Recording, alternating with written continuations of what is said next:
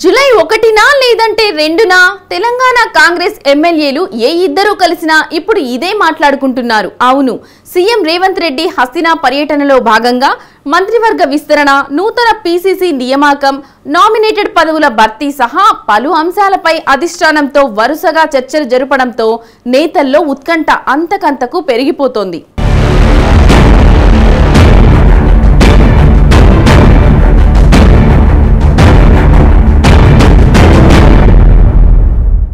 Telangana Congress ఎమ్మెల్యేల్లో tension అంతకంతకు పెరిగిపోతోంది. ఢిల్లీలో 3 రోజులుగా జరుగుతున్న పరిణామాలు, అధిష్టానం పెద్దలతో సీఎం రేవంత్ రెడ్డి చర్చలతో ఆశావహుల్లో ఒకటే ఉత్కంఠ నెలకొంది.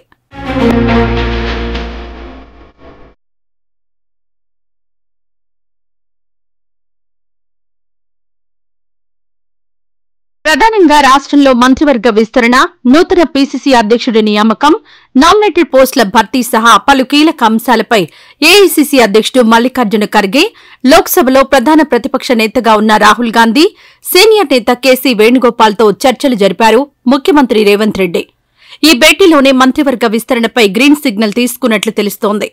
సీఎం తయారు చేసిన జాబితాలోని పేర్లపై చాలా వరకు సానుకూలత వ్యక్తమైందని, కొన్ని పేర్ల విషయంలో మాత్రం మార్పులు చేర్పులు ఉండవచ్చని చెబుతున్నారు.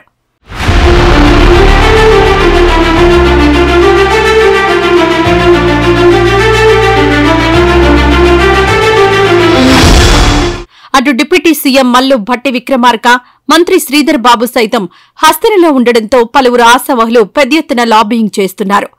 తమకు ఒకే ఒక్క ఛాన్స్ ఇవ్వాలని కోరుతున్నారు ఆశావహులు. పార్టీ కోసం తాము చేసిన పనులు, చేసిన త్యాగాలు గుర్తు చేస్తూ చివరి నిమిషంలోనైనా లిస్టులో చోటు దక్కించుకునే ప్రయత్నం చేస్తున్నారు.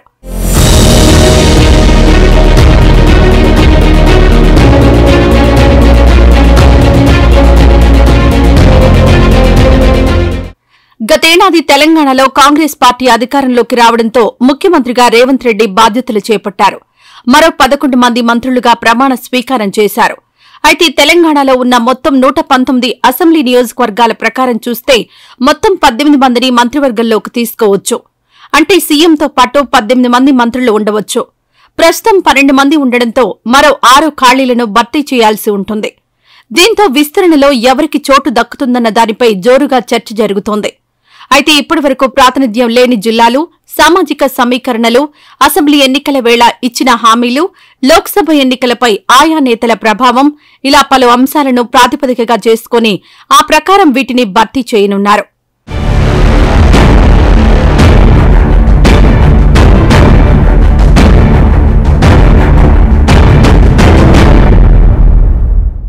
రాష్ట్రంలో దాదాపు 10 ఏళ్ల తర్వాత తొలిసారిగా అధికారంలోకి రావడం, పెద్ద ఎత్తున ఆశావహులు ఉండడంతో పదవుల కోసం తీవ్రమైన పోటీ నెలకొంది. రాష్ట్రంలోని కాంగ్రెస్ సీనియర్లు, జూనియర్లు సైతం మంత్రి పదవులపై ఆశలు పెంచుకుంటున్నారు. ఈ క్రమంలోనే కొందరి పేర్లపై జోరుగా ప్రచారం సాగుతోంది. అయితే ఎన్నికల ప్రచారం సందర్భంగా ముదిరాజులకు మంత్రి పదవి ఇస్తామని స్వయంగా సీఎం రేవంత్ రెడ్డి బహిరంగంగా ప్రకటించారు. దీంతో మక్తల్ ఎమ్మెల్యే వాకాటి శ్రీహరికి ఆమాత్య యోగం ఖాయమన్న మాట వినిపిస్తోంది. ఇక ఎమ్మెల్సీ బల్మూరి వెంకట్ పేరుపైన ప్రచారం సాగుతోంది. అసెంబ్లీ, పార్లమెంట్ ఎన్నికల ప్రచారంలోనే కాదు, అంతకు ముందు కూడా పార్టీని బలంగా ప్రజల్లోకి తీసుకువెళ్లారు బల్మూరి వెంకట్. యూత్ లో మంచి క్రేజ్ ఉండడం బల్మూరికి కలిసి వచ్చే అంశంగా చెబుతున్నారు. పైగా అధిష్టానంతో పాటు సీఎం రేవంత్ రెడ్డి దగ్గర ఈయనకు మంచి పేరే ఉంది. దీంతో బల్మూరి వెంకట్ పేరు బలంగా వినిపిస్తోంది.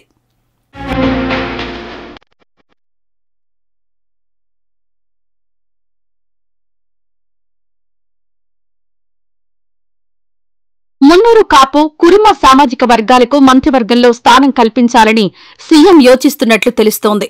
దీంతో మున్నూరు కాపుల్లో బలమైన నాయకుడిగా ఉన్న ఆది శ్రీనివాస్ పేరు వినిపిస్తోంది. కురుమ సామాజిక వర్గం నుంచి బీర్ల ఐలయ్యకు పదవి ఖాయమన్న ప్రచారం సాగుతోంది.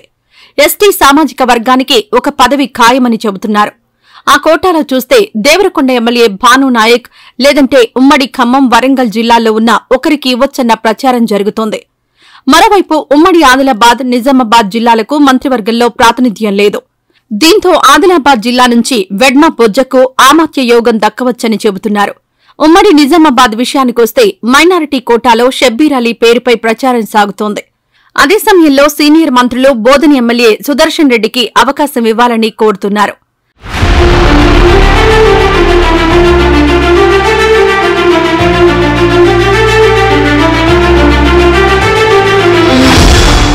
ఇక ఆపరేషన్ ఆకర్ష్ కారణంగా ప్రతిపక్ష బీఆర్ఎస్ నుంచి కొందరు ఎమ్మెల్యేలు పార్టీలోకి వస్తూ ఉండడంతో వారిలో ఒకరికి ఛాన్స్ ఉండొచ్చన్న టాక్ వినిపిస్తోంది. ఇలా ఇప్పటికే 5గురు ఎమ్మెల్యేలు అధికారికంగా కాంగ్రెస్ కండువా కప్పుకున్నారు. దీంతో వీరిలో ఎవరికి మంత్రి పదవి ఇవ్వాలి, ఇస్తే ఎలాంటి సమస్యలు తలెత్తే అవకాశం ఉంది.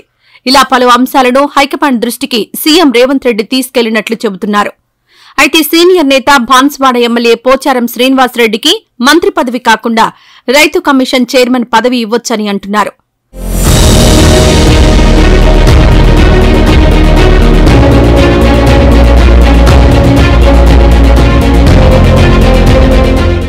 మరోవైపు తెలంగాణకు నూతన పీసీసీ అధ్యక్షుడు వస్తారన్న టాక్ వినిపిస్తోంది. ఇప్పటి వరకు టీపీసీసీ చీఫ్ గా రేవంత్ రెడ్డి కొనసాగుతున్నారు. అసెంబ్లీ ఎన్నికల్లో గెలిచి ఆయన సీఎంగా బాధ్యతలు చేపట్టిన పార్లమెంట్ ఎన్నికలు వెంటనే రావడంతో కొత్తవారికి పార్టీ బాధ్యతలు అప్పగిస్తే గందరగోళం ఏర్పడుతుందన్న భావనతో ఇన్నాళ్లు ఈ ప్రక్రియను వాయిదా వేసింది హైకమాండ్. ఇప్పుడు ఆ పదవిలో ఎవరిని నియమించాలన్న దానిపైన సీఎం రేవంత్ హస్తిన పెద్దల భేటీలో క్లారిటీ వచ్చినట్లే తెలుస్తోంది. అయితే ఈ పదవి కోసం పార్టీలో గట్టి పోటీ నెలకొంది. ప్రధానంగా సీనియర్ నేతలు మధు యాష్కి గౌడ్, మంత్రి పొన్నం ప్రభాకర్, వర్కింగ్ ప్రెసిడెంట్ మహేష్ కుమార్ గౌడ్, సంపత్ కుమార్, జగ్గారెడ్డి సహా పలువురు నేతలు రేసులో ఉన్నారు. అటు మంత్రి పదవి కోసం కోమటిరెడ్డి రాజగోపాల్ రెడ్డి పట్టుబడుతున్నారు. అయితే ఇప్పటికే ఆయన సోదరుడు వెంకటరెడ్డి మంత్రివర్గంలో ఉండడంతో ఆయన పేరు పీసీసీ కోసం పరిశీలించినా ఆశ్చర్యం లేదంటున్నారు. మరోవైపు ఈసారి పీసీసీ పదవిని ఎస్టీలకివ్వాలని కోరుతున్నట్లు తెలుస్తోంది. మరి వీరిలోనే ఎవరికైనా బాధ్యతలు అప్పగిస్తారా, లేదంటే కొత్తవారికి హైకమాండ్ ఛాన్స్ ఇస్తుందా అన్నది ఆసక్తి రేపుతోంది.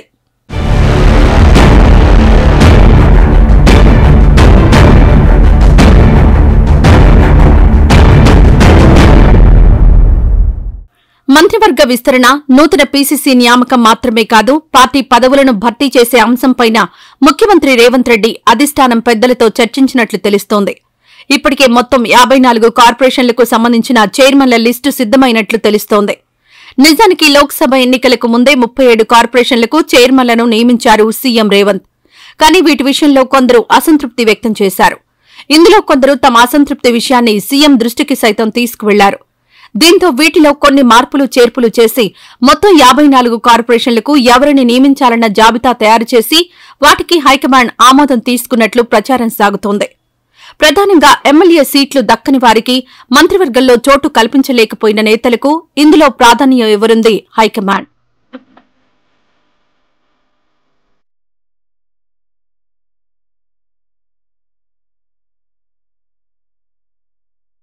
మొత్తంగా చూస్తే జూలై మొదటి వారంలో ఆయా పదవుల భర్తీ ఉండవచ్చని చెబుతున్నారు కాంగ్రెస్ నేతలు.